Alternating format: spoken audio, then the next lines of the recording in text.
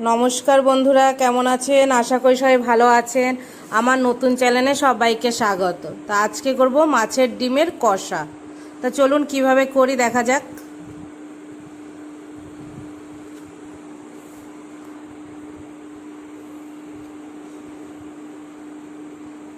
এখানে 250 গ্রাম মাছের ডিম আছে, ভালো করে ধুয়ে নিয়েছি।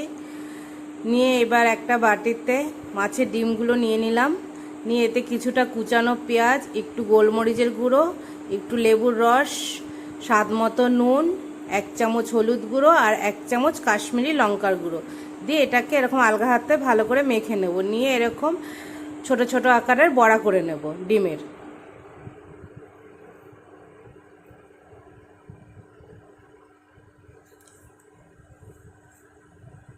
তাহলে আমার ডিমের বড়া হয়ে গেছে, তুলে নিই।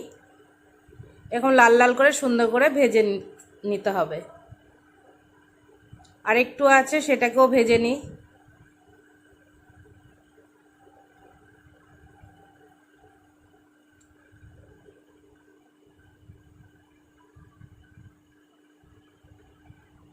তাহলে আমার সবকটা ডিমের বড়া হয়ে গেছে।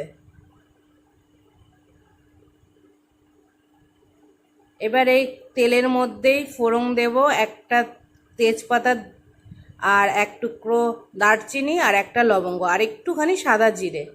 যে এগুলো একটু ভাজা ভাজা হবে, এর মধ্যে দিয়ে দেবো কিছুটা কুচানো পেঁয়াজ।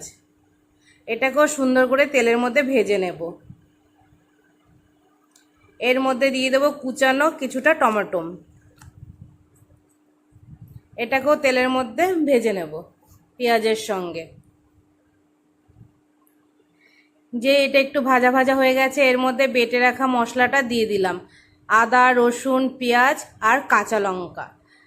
এবার দিয়ে দিচ্ছি 1 চামচ হলুদ গুঁড়ো, স্বাদ মতো নুন আর 1 চামচ কাশ্মীরি লঙ্কার গুঁড়ো দিয়ে এবার সব মশলা একসঙ্গে সুন্দর করে কষিয়ে নেব।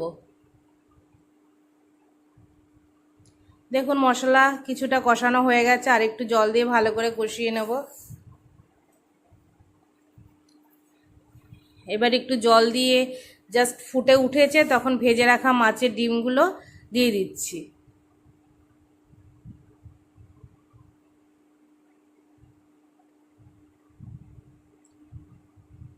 এর মধ্যে দিয়ে দিলাম 1/2 চামচ একটু গরম মশলার গুঁড়ো। ব্যাস, আমার মাছের ডিমের কষা হয়ে গেছে। তা দেখুন কেমন হয়েছে রান্নাটা। যদি ভালো লাগে আমার এই ভিডিওটা, তাহলে প্লিজ একটা লাইক, শেয়ার, কমেন্ট আর সাবস্ক্রাইবার করে দেবেন। আর আপনারা যে যেখান থেকে দেখছেন, ভালো থাকেন, সুস্থ থাকেন আর সবাইকে ভালো রাখেন। তাহলে দেখা হবে আবার কোনো নতুন ভিডিওতে। আজ আসি।